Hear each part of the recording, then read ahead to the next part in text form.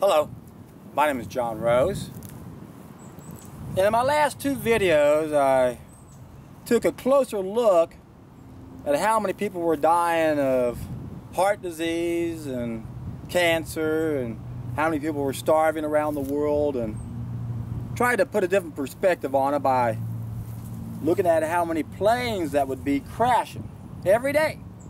Because here in America, we have what would be equivalent to one big plane crashing once a year approximately, about 400 people in it or so. And in my video I did 2 days ago, I explained how the number one and number two killers here in America, if those people were put in planes and those planes crashed the day before they died from their disease, we'd be looking at 8.26 planes crashing every day with 400 people in them. And those are numbers coming from 2014, where about 1.2 million people were dying from the number one, number two cause of death in America. But now to really put that in perspective, we have to realize that that's not really number one and number two, because number one is the system itself, conventional medicine. They did a study about a decade ago. They followed up one that the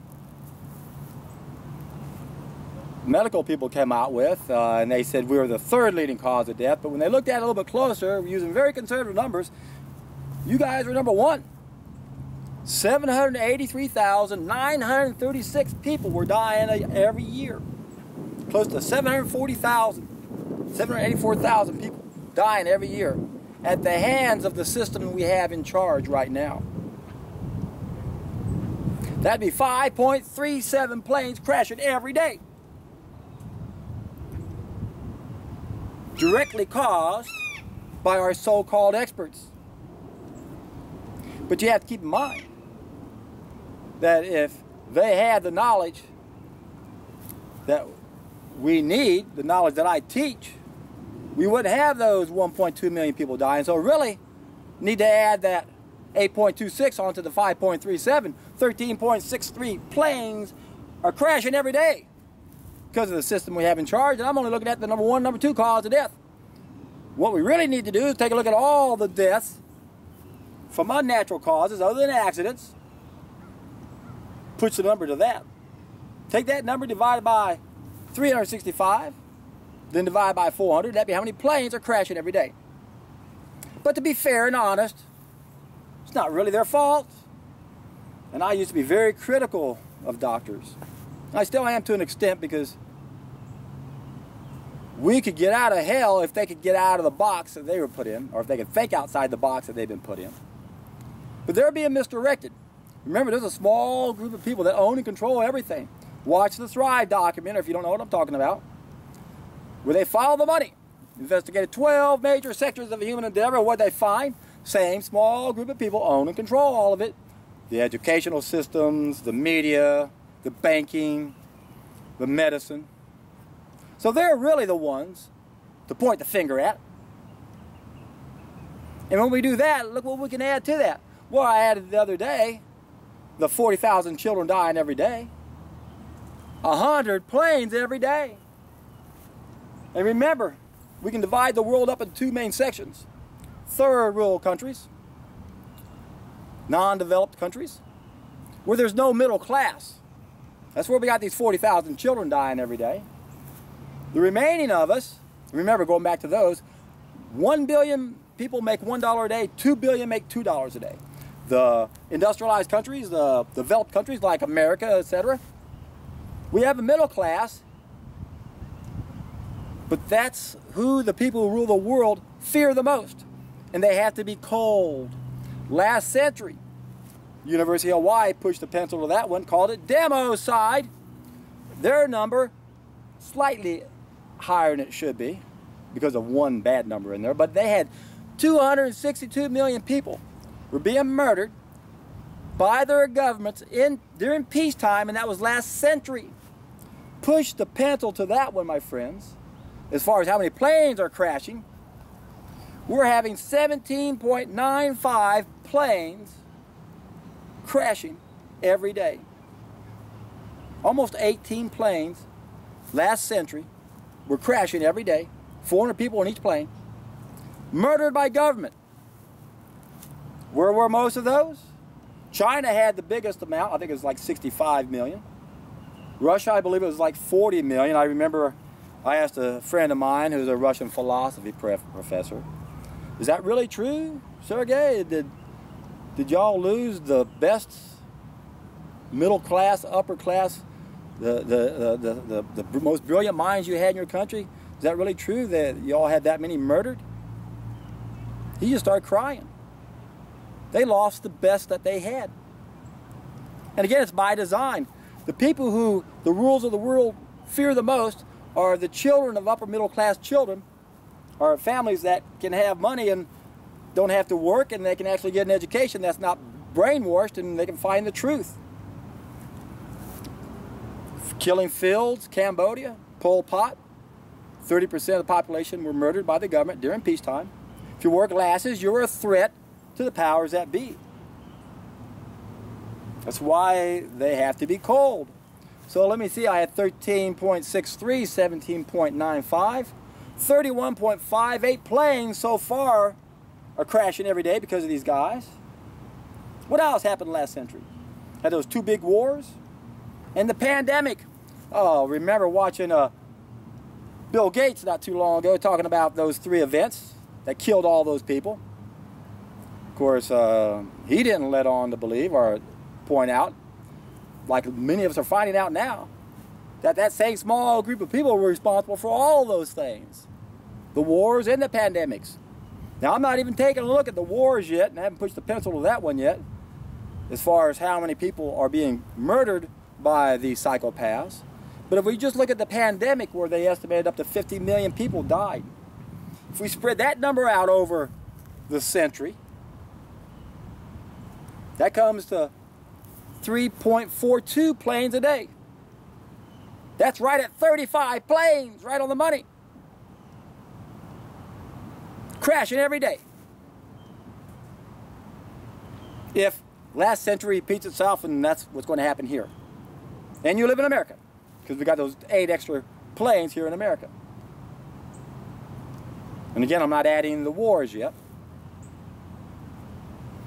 But then to that 35 number, we add the 100 planes every day in the third world countries, these children starving. 135 planes a day. My God, that's 54,000 people every day are dying. Assuming this century's no worse than last century's, and I have a feeling it's going to be worse. In fact, I'm quite worried right now because we're getting close to that pandemic time. If we look at what caused the pandemic last century, 1918 pandemic, there were several factors that people point the finger at, saying, well, look at this. They had 9 tons of manure from these horses and mules, and they were burning it. The fumes were coming right, if the wind blew the right way, those fumes, that black smoke came right into the army camp. Of course, they vaccinated over 3 million soldiers at that time. And something also very crucial came in to the equation that I'm sure was a factor. And it had more to do with litigation, actually, because the Bayer company in Germany that came up with aspirin, when they had the patent for it, it was only for pain. They didn't know at the time that it also reduced fevers. They found out later that if you have a fever and you take an aspirin, it will reduce the fever. So if something happened around that time, 1918, a lawsuit was settled because other companies were wanting to sell this product and wanted to call it aspirin. And they got around it because sort of a loophole that the original patent did include fever. So now you got all these medications that will reduce fever, and that's not a good thing. And it explains why conventional medicine is the one cause of death in America. They don't understand what's going on. They interfere with the body trying to heal itself. Fever is a good thing. It protects us. It's part of our immune system. So that was another reason why so many people died at that time. Because out of nowhere, aspirin became known as a solution for fever. And the telephone machines, the telegraphs were coming around at that time, and people were getting on the phone and saying, hey, look what I just found out. Taking aspirin for a fever. No more fever. Well, for every degree our body temperature rises, our white blood cells double their speed to go around and gobble up things. They also protect the telomeres. And that was a big part of what some people say was why so many people died. The sad thing is that the people who rule the world have done such a good job of bombarding our brain with so much bullshit. Most people still believe in the contagion myth. Most people still believe in the vaccine myth. And in just the last several decades, how many times have we been warned about the swine flu or the bird flu or the avian flu or whatever bullshit contagious disease there is out there? Keep again bombarding our brain, more references. There's something contagious. You better get vaccinated. I'm telling you, my friends, we're getting close to another one of these super big pandemics. And what's going to get us in trouble is that false belief that the microbe is the problem. As Louis Pasteur said on his deathbed, he confessed, the microbe is nothing, the terrain is everything. Gotta stop blaming the microbe. There is a contagion element, but it's not the determining factor. You are the determining factor, my friends. If you are the best that you can be, I guarantee you're not going to be getting sick. You don't have to worry about some dumb pandemic. You don't have to worry about heart disease and cancer and diabetes and arthritis and all the myriad of other symptoms we get when we don't obey laws of nature. Again, our brains have been bombarded with so much bullshit. The average person just doesn't have a chance when it comes to making some sense out of disease. Disease is not complicated. Watch my video, Healing Secrets Revealed. And Medicine is the Ultimate Tool. Control's another good one to watch. And then what you really need to do is prove all of this to yourself if you haven't done so yet. And how do you do that? You satisfy all your needs. Go to the Ultimate Solution playlist and you can see where I talk about satisfying 2 groups of needs. And I know how hard that is for most people. That's why I like people to try the solid food vacation on juices to start off with. You don't have to. I think it's easier. A lot of people say, well, if I just eat a healthy diet, will that get rid of that serpent? Well, remember, there's more than one serpent in there. There's the one that's relatively old or fresh, depending on how you look at it. And then there's the one that's in there that's ancient. You eat the right food, you'll get rid of that relatively recent cesspool or old cesspool. But that old cesspool, that old serpent inside you, you got to stop putting anything in to get that out, in most cases. That's why I try to get people to try this solid food vacation, because it's so much easier. It allows you to really take your life to another level. So you can realize it's a fair trade not to keep indulging in foods that bring you a few moments of pleasure while you're eating them, and yet are going to take you to an early grave. So what do we got here? 135 planes are crashing today, not even taking a look at the wars. We know what that's going to do. Let me just throw a number up here. 65 million in World War II. I'm not sure what the numbers were in World War I. Put all the wars together. Well, I used 50 million for the pandemic. That was 3.42. Let's say we go up to 150 million. That's close to 10 more planes a day. Approximately. And I haven't looked at all the other diseases either. The point, of course... Oh my God, it's crashing! No, that's a military helicopter.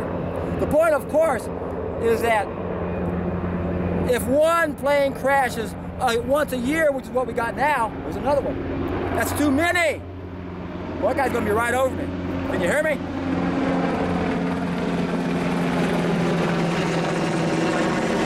If one crashes once a year, that's too many. If it crashes once a day, that's too many. How many do we have just because of doctors? 13.63, not including all the other diseases. That's just heart disease, cancer, and the doctor, the hospital, the drugs, the surgery. It's too many. How about the amount of people suffering right now? If we had to put all the people on this planet, or in America, we'll do them both, that are suffering and put them in a plane, how many planes would that take? When you start thinking about how many planes are flying around and that are, with people in them that are in pain, how many planes are about to crash, it's enough to drive you crazy. Doesn't have to be. And you can do something about it. Be the best that you can be. Take a solid food vacation. Share this message. I guarantee you, nothing in the world's going to make your life feel better. And when that happens, you know you're in for a treat.